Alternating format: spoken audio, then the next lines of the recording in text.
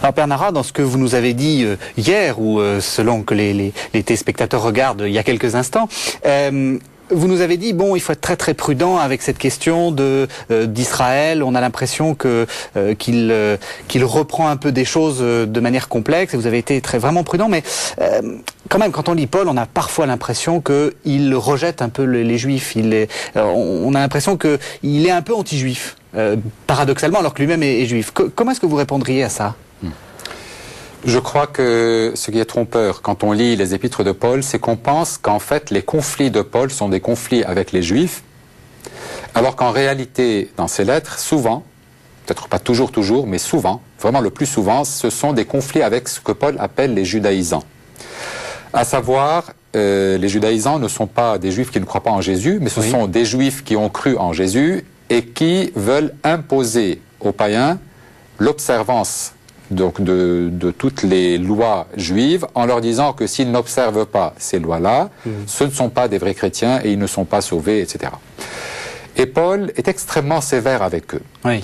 Hein, et donc, c'est là, si vous voulez, qu'il faut faire cette distinction-là pour comprendre. Vous voyez, Paul d'abord, il n'est pas anti-juif parce que, comme j'essayais de vous le dire précédemment, oui. Pour lui, la tradition d'Israël, c'est vraiment l'arbre porteur et que donc on coupe pas la branche sur laquelle on se tient, sinon il n'y a plus de, voyez, il y a plus d'arbre. Et pour Paul, son appartenance à Israël n'est pas en question. Les Juifs qui ne croient pas en Jésus, il parle d'une douleur qu'il a.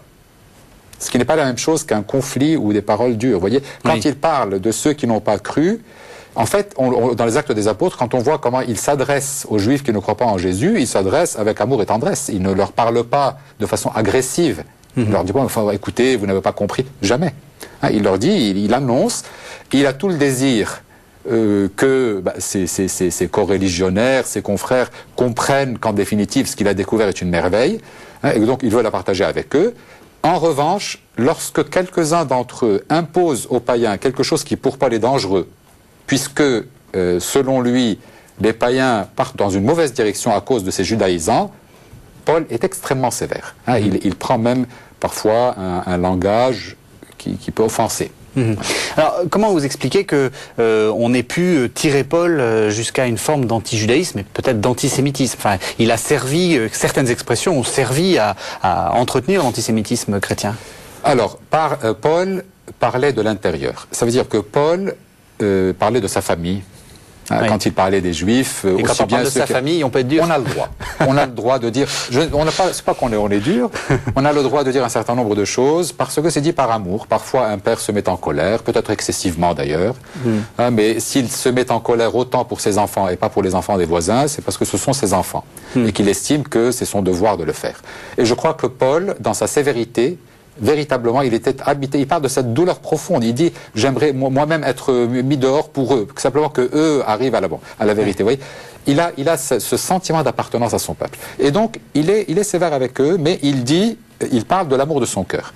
Ce qui s'est passé, c'est qu'au cours des siècles, on a récupéré les paroles de Paul, et au lieu que ça soit compris comme Paul qui parle aux judaïsants, on l'a pris donc comme des chrétiens Paul, juifs. Exactement. Comme le chrétien qui est face aux juifs et qui dit aux juifs, en définitive, toi, tu as tout perdu puisque tu n'as pas cru au Messie, donc tout ce qui t'appartenait n'a plus aucune valeur, puisque de toute façon, tu es soumis à la loi, tu n'as rien compris, nous sommes sous la grâce. Vous voyez ? Donc on a caricaturé le discours de Paul et on l'a transformé en ce qu'il n'était pas. Vous voyez ?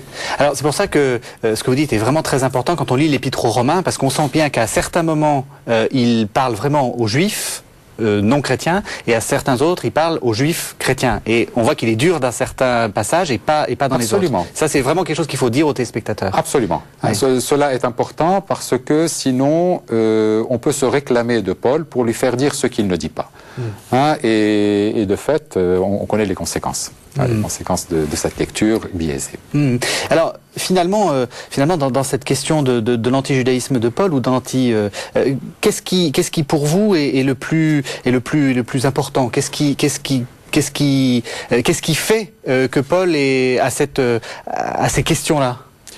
Non, ce qui est important, si vous voulez, c'est que comme on a associé à tort Paul en anti-judaïsme. Pour répondre à cette question-là, aujourd'hui, il faut qu'on revienne à Paul. C'est l'année de Paul, pour voir vraiment de quoi il parlait. Réinterpréter Paul à la lumière des connaissances que nous avons aujourd'hui, que n'avaient peut-être pas des personnes il y a quelque temps, pour voir véritablement quel était le message de Paul.